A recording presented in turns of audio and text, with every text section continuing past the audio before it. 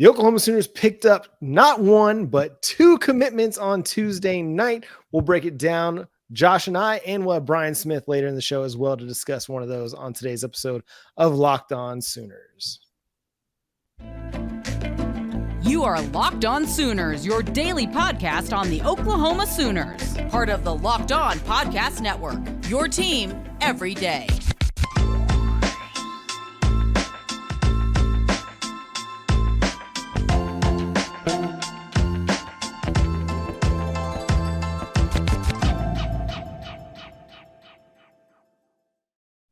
What's up, Sooner Nation? Welcome to Locked On Sooners. Today's episode is brought to you by FanDuel Sportsbook, official sportsbook of Locked On. Make every moment more. Visit FanDuel.com/LockedOn today to get started.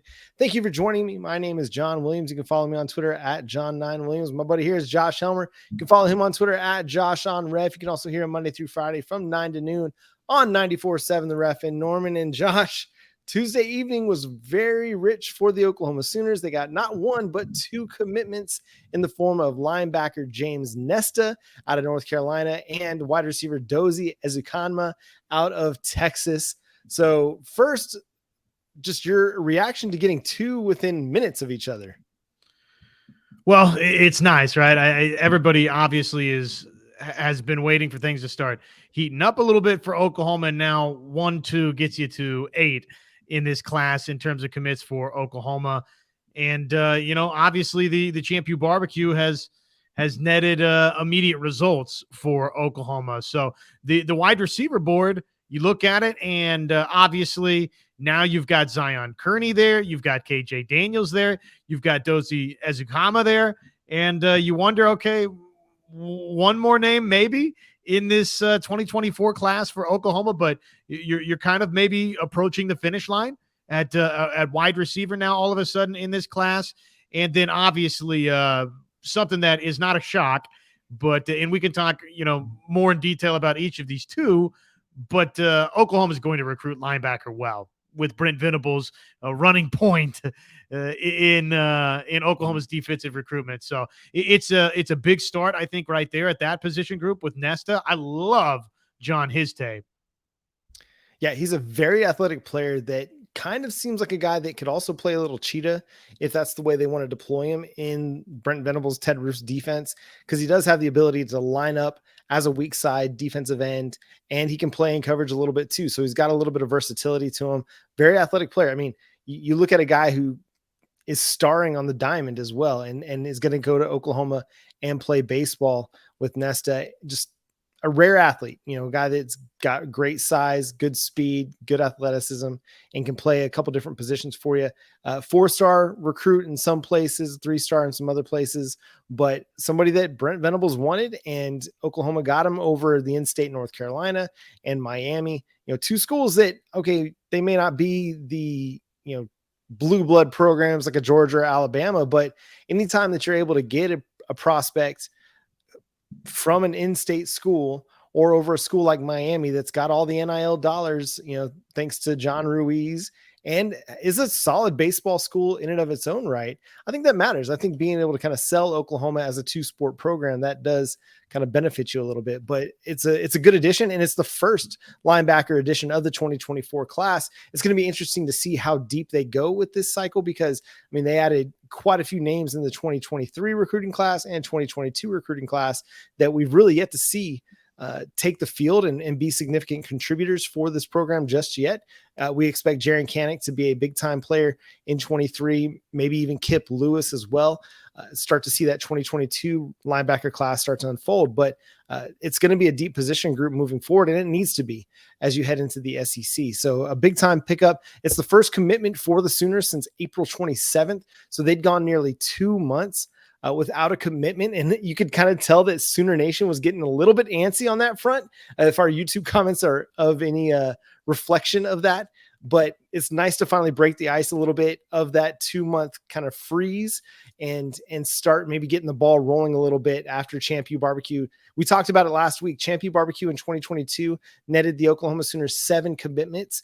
James Nesta represents the first commitment out of the Champion Barbecue, and we expect many more to come down the road as well.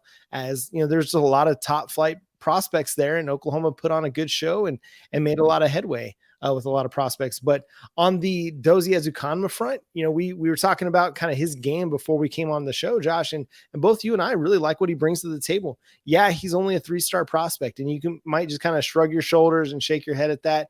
But listen, sometimes your better prospects turn out to be your 3 and 4-star guys.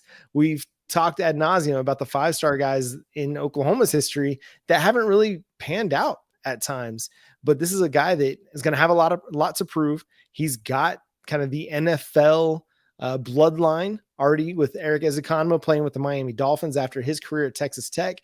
And it's a player that went to a kind of a under-heralded school at out there in Keller. Not a big time powerhouse program. So good chance that he just got under evaluated a little bit, but he's a smooth route runner. He looks like he's got enough speed to make big time plays for you in the passing game. And you and I both really liked what Dozie brings as a blocker on the outside. Yeah. I mean, definitely a willing blocker for sure, which, that is actually kind of rare. You toss on Dozie Ezukanma's tape, and I don't know if it was Big Brother saying, "Hey, man, you might not be the worst idea for you to go ahead and toss some downfield blocking clips onto your huddle tape," but that's not something you always see. But yeah, he's a willing downfield blocker. The speed doesn't just have that wow factor to you. The tape, when you flip it on, there's a high point of a catch here or there, but just kind of does a lot of things well. I can see why right now 3-star prospect. You flip on the tape, but there's a lot of things that I really like. The acceleration in the return game looks really, really natural and fluid. He looks like a college guy. It looks like a college athlete. You can see that this is someone that, if they develop, can wind up being really, really good for Oklahoma. And again, what now all of a sudden he's paired with in this wide receiver group for Oklahoma, it's a nice little trio with Kearney and with Daniels, and now obviously with Ezukanma, some guys I think that bring different things to the table. And Ezukanma, you tell me, 6'2", 6'3", 6'4". I've seen him listed all across, wherever you look in that regard, but definitely a bigger body type wide receiver. This is not, your 5'9", 5'10", KJ Daniels that you're bringing in. This is somebody like a Kearney that has a little bit of size to him. Again, speed, I don't think is, something that totally overwhelms you, John, but not, obviously he's got college speed and the acceleration looks good. Someone that's going to be a nice addition for Oklahoma. Yeah. And he's a solid route runner. And a lot of times that can make up for what appears to be maybe a lack of speed or a lack of athleticism, at least what we see on tape. I mean, this is all on Huddle. This is what we've got to work with. I'm sure his testing numbers maybe bear out that he's probably a really good athlete, but what we see is a really good route runner. And that's something that's going to translate at every level of college football, or at every level of football, college, NFL. If you're a really good route runner, you have staying power and you have the ability to make big plays in the passing game. So again, a big time commitment for the Sooners. Again, this is one that was interesting because Oklahoma only offered him back on June 8th after Brent Venables' camp.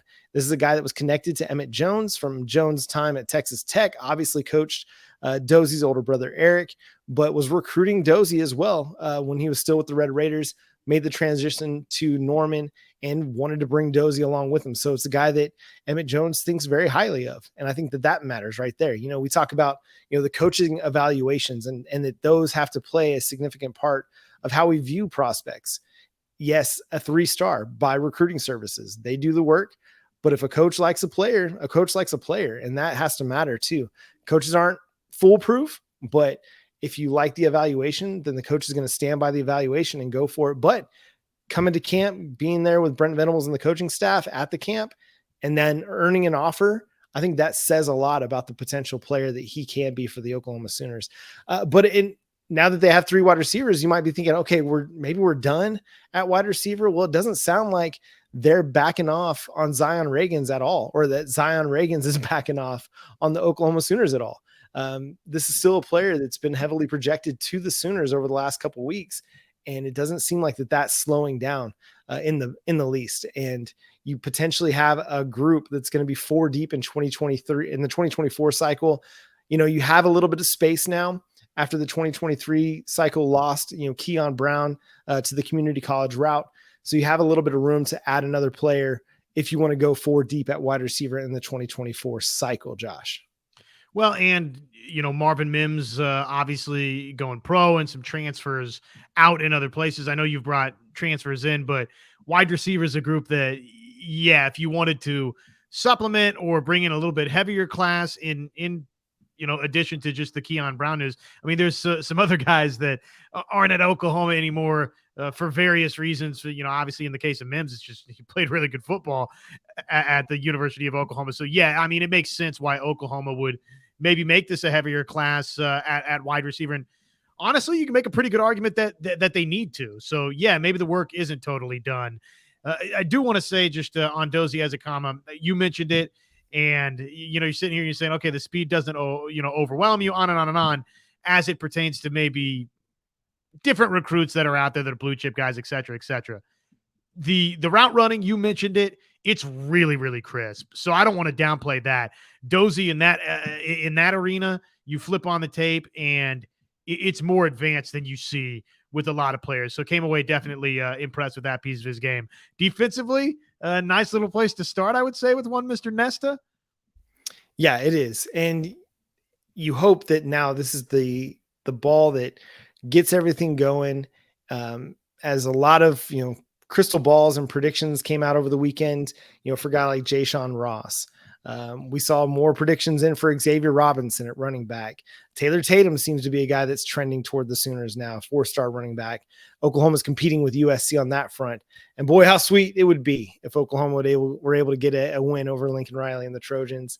But the big time watch for everybody is David Stone. But they also had Dominic McKinley in town. Jaden Jackson, my personal favorite defensive tackle in the 2024 cycle, came for an official visit on Monday, I think Tuesday and Wednesday. So Oklahoma's, they're putting all their eggs in this defensive line class, really trying to hit it hard and bring in not just 2 defensive tackles, but maybe go deep, 3 deep, 4 deep at the position to load up before they head into the SEC. We're going to have our man Brian Smith. Josh had a chance to sit down with Brian Smith to talk about David Stone's official visit to Michigan State, where the Sooners stand currently in his recruitment, but also Brian's going to offer his thoughts on James Nesta as well. We'll get to that after the break, but first we're going to talk about our friends over at FanDuel.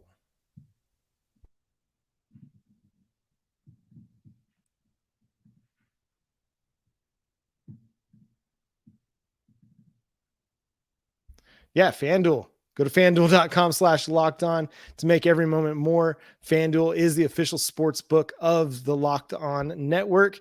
Get in there now. There's no better place to get in on the action at America's #1 sports book, because right now new customers get a no sweat first bet up to $1,000. That's up to $1,000 back in bonus bets. If your first bet doesn't win, just go to FanDuel.com/lockedon today to get started. So don't miss your chance to snag a no sweat first bet of up to $1,000 when you join FanDuel today. Just go to FanDuel.com/lockedon to sign up. FanDuel, official partner of Major League Baseball.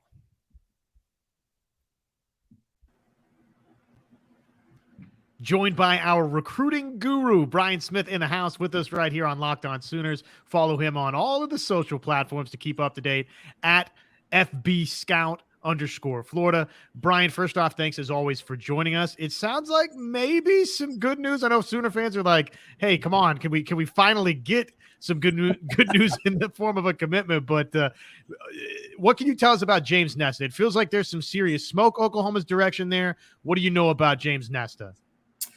I like the Sooners, and so does everybody else, to get his commitment. And here's why they should be happy about it. He's a baseball player. He's a football player. He's a pure athlete. And if you look at the history at Clemson over the last decade or so, what did they do? They took a lot of athletes, moved them around. Well, that guy that did that happens to be the head coach for the Sooners now. He needs more versatile chess pieces, if you will. Nesta's like 6'3", 205, 210. He could play outside backer. He could play over the slot. Eventually, he could even possibly play middle linebacker, and he's a smart kid.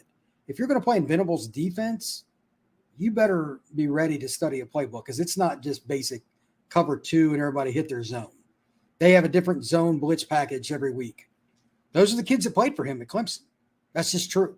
Nesta kind of fits that mold, and he's one of my favorite players to kind of look at on the East Coast. He's from the state of North Carolina. Random for Oklahoma, but you got to remember, a lot of these guys had ties to that state recruiting for Clemson, so they came over to the Sooners, and they're going to benefit from it. The Champ U barbecue is obviously a huge annual weekend, and probably across the country, you got a lot of folks having, if it's not the Champ U barbecue, whatever their big recruiting blowout of the summer is. For Oklahoma, it's the Champ U barbecue.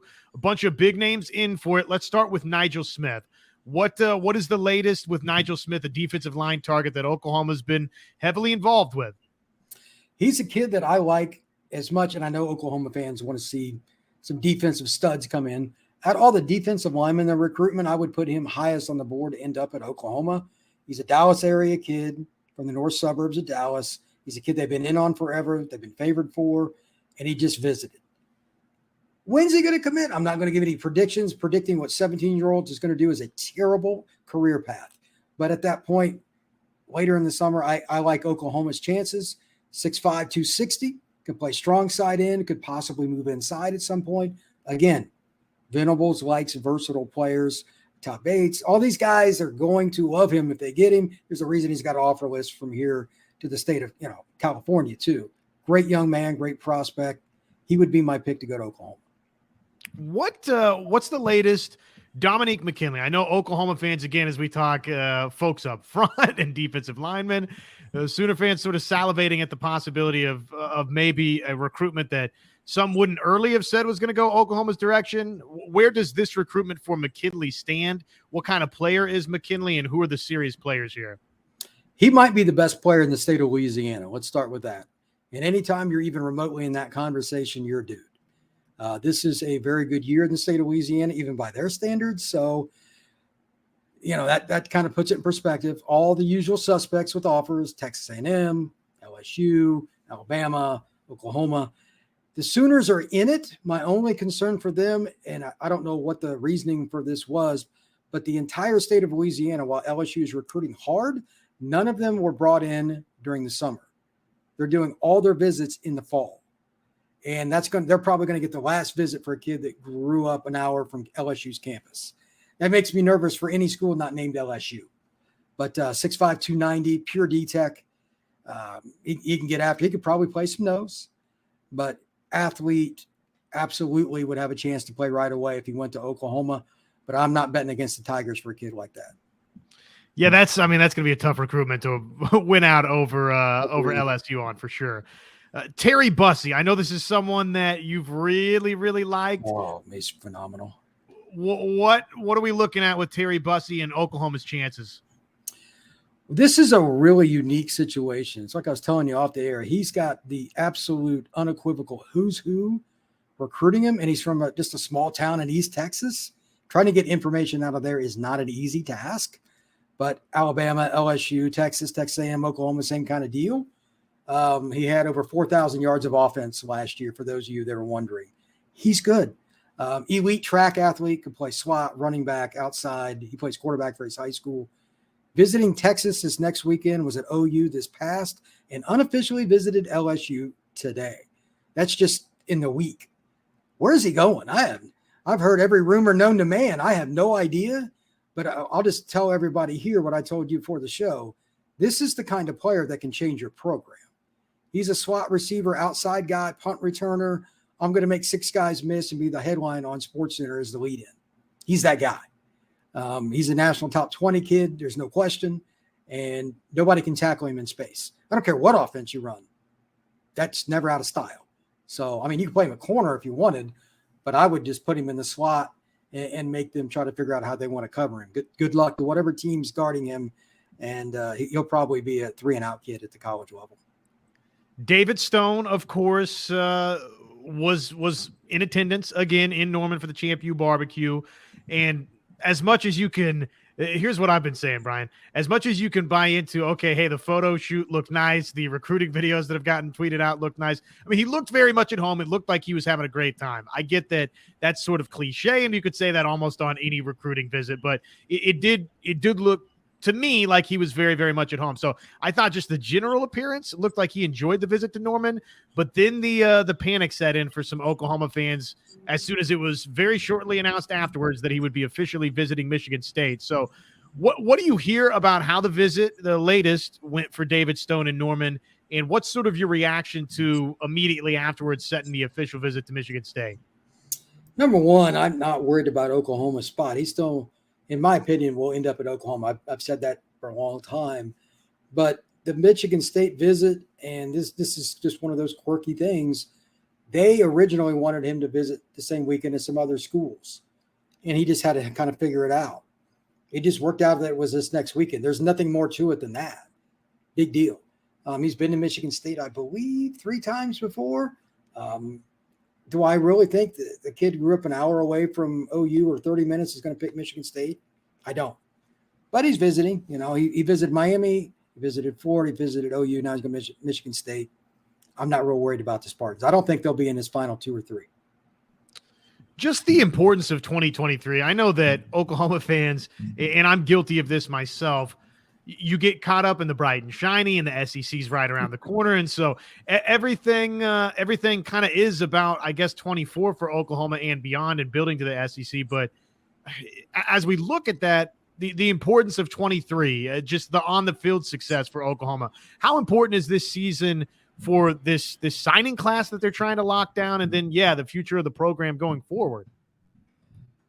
It's a little different for Oklahoma than it is other schools because of the SEC. I mean, the reality of playing an SEC schedule will be known soon enough. Everybody has their opinion on it. I'm not going to really dive too deep. But if you're not beating a Big 12 schedule, why should you beat an SEC schedule? There is some logic with this too. My only concern with that thought is Oklahoma's roster, when Venables and his staff showed up, wasn't as good as they probably thought it was going to be. I mean, some of the kids went to USC, some transferred out, some turned pro, whatever. But the roster wasn't where it needed to be. They need to make a jump this year, and one of the reasons they can make a jump is the kids that we just talked about, Bussey, Stone, etc. If you go out and go 9-3 or better this year, maybe you go 10-2, are you more likely to get a kid like Bussey? Yeah. They need to win this year to secure the commitments of the 4- and 5-star kids. That's my opinion. Those kids are very fickle because they can go wherever they want. Why should I turn down Alabama to go to a program that's 7-5 right now? Those kind of conversations are held usually off the record, but I've had a lot of those with kids in Florida and Georgia and stuff over the years. I doubt it's very different for the kids in Texas. They need to win this year to solidify this class and help them jump into the 2024 SEC schedule. Yeah, I think it's pretty important too, Brian. Just one final thought here with you. What do you make of Oklahoma's set of commits? Is there any one commit for Oklahoma so far you really like? And the timeline here for maybe the next domino that falls. I know everybody, it's like as soon as the Champion Barbecue ends, it's, hey, where's the commit? Where's the commit? What do you expect sort of a timeline to look like? The next 2 weeks will be important. Their big weekend, this is very, very important note as well, was the 16th. Some other schools, it was like the 2nd or the 9th. Well, those schools are more likely to get news now than OU because it's a week to 2 weeks after the big weekends that you get the news. It's not the Monday and the Tuesday after. That's not how it works. You might get 1 kid or 2 as a general rule. On about the 30th of June, if they're not getting some kids to either commit or set announcements, you can go ahead and hit that panic button. Flat out. There's no way around it. They should at least start announcing that they're going to have a commitment ceremony. Which kids they're going to get is still up in the air. I mean, but think about the kids that they had on campus. Just, Tatum, McKinley, Bussey, Nigel Smith, etc. Time is on their side because they're elite players. Coaches can't force them and say, hey, I've got this other guy over here I like. And they're like, okay, bye. Because they got Alabama and LSU and all these other schools too. So you got to wait. You just got to wait. And you're not going to beat Alabama. You're not going to beat Georgia without elite defensive players, especially. So I think it's a smart move. Just play the waiting game and kind of keep on recruiting. But about 10 days from now, we'll know a lot more about OU recruiting. KJ Daniels, I think we've talked about KJ before. What do you think about KJ in this class for Oklahoma? That's somebody that's, not a blue chip guy, depending on where you look, but what would you say to Oklahoma fans that maybe say, you know what, we need blue chip wide receiver? Two things. Number one, not every kid's going to be a 5-star. Okay. I know there's still a lot of consternation over a certain kid from Texas that committed to Clemson. That's probably some of what's going on here. The other thing is when Venables and that staff were at Clemson, I mean, it was the whole staff, but they took a lot of kids that they trusted in based on their own evaluations. The guys like us are like, who's that? Who's Clemson taking? And then they ended up being all ACC or all Americans. Venables has got a different recruiting approach. If you're a guy that needs to talk and brag about the 5 stars and 4 stars at the office, you may not like Venables all the time. It's just true. He's going to recruit his guys and do it his way. So I would trust in what they're doing. Well, Brian, appreciate it. I know this is a kind of a crazy time of year, I'm sure, for you right now with all these commitments. But hey, thank you as always for your time for us. And I'm sure we'll be touching base before you know it right here on Locked On Sooners. Thank you very much, sir. Have a good one. And that's going to do it for us on Locked On Sooners. Until next time, everybody, he's Brian Smith, and he was John Williams. I'm Josh Helmer saying Boomer Sooner, everybody.